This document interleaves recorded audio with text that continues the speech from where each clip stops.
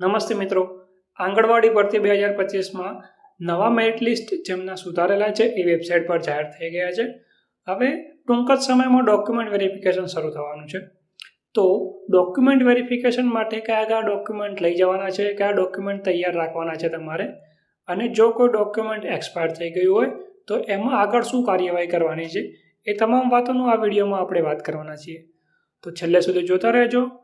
શરૂ કરીએ આજનો મજાનો વિડીયો. આંગણવાડી ભરતીમાં ડોક્યુમેન્ટ વેરિફિકેશન. ડોક્યુમેન્ટ વેરિફિકેશન કરતી વખતે તમે જે ડોક્યુમેન્ટ અપલોડ કર્યા હતા એ લઈ જવાના છે. જેમાં આપણે જોઈએ તો સૌથી પહેલાં છે સ્વઘોષણાપત્ર, જે તમે ડોક્યુમેન્ટ ફિલઅપ કરતી વખતે મતલબ કે ફોર્મ ભર્યું ત્યારે અપલોડ કર્યું હતું ડોક્યુમેન્ટ, એમાંનું જ એક છે સ્વઘોષણાપત્ર, અને જે તમે અપલોડ કર્યું હતું એ જ તમારે ત્યાં લઈ જવાનું છે. બીજું છે આધાર કાર્ડ તમારું ઓરિજિનલ અને ઝેરોક્સ બંને. એલસી એટલે કે સ્કૂલ છોડાનું પ્રમાણપત્ર, એ પણ તમારું ઓરિજિનલ અને એની એક ઝેરોક્સ કરાવીને લઈ જવાની છે.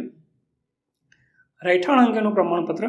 રહેઠાણ અંગેનું પ્રમાણપત્ર તમે જે કઢાવ્યું હતું મામલતદાર ઓફિસમાંથી એ લઈ જવાનું છે. જાતિનું પ્રમાણપત્ર એટલે કે તમારું કેટેગરી પ્રમાણેનું, જેમ કે ઈડબ્લ્યુએસમાં આવતા હોય તો ઈડબ્લ્યુએસનું certificate, SC ST OBC category એ પ્રમાણે તમારે જે સર્ટિફિકેટ આવતું હોય એ જાતિનું પ્રમાણપત્ર તમારે લઈ જવાનું છે.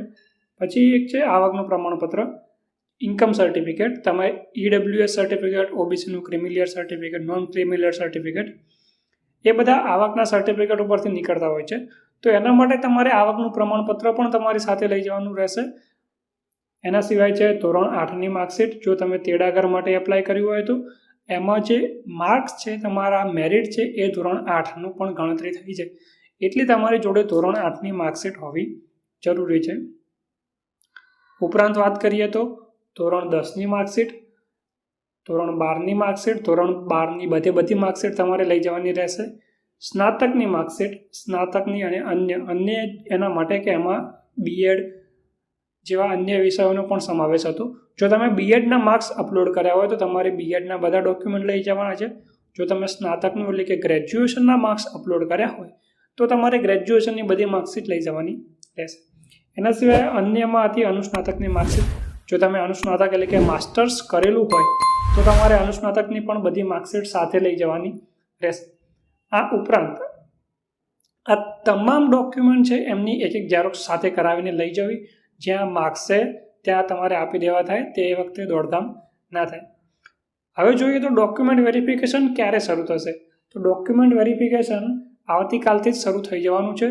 જે મિત્રો છે એમને આજે ફોન આવી જશે, કાલે જેમને ડોક્યુમેન્ટ વેરિફિકેશન છે એમને, જેમનું વેઇટિંગ લિસ્ટમાં પાછળથી નામ છે એમને કદાચ પરમ દિવસે અથવા એના પછીના દિવસે ડોક્યુમેન્ટ વેરિફિકેશન આવશે. જો આ વિડીયોમાં તમને કોઈ હજુ ડોક્યુમેન્ટમાં તકલીફ હોય તો તમે કોમેન્ટ કરજો, આપણે એનો રિપ્લાય આપીશું. જો વિડીયો પસંદ આવ્યો હોય તો વિડીયોને લાઇક કરજો. જો વિડીયો પસંદ ના આવ્યો હોય તો વિડીયોને ડિસલાઇક કરજો. હજુ પણ આવવા માટે આપણી ચેનલને સબસ્ક્રાઈબ કરતા રહેજો. મળીશું એક નવા વિડીયોમાં.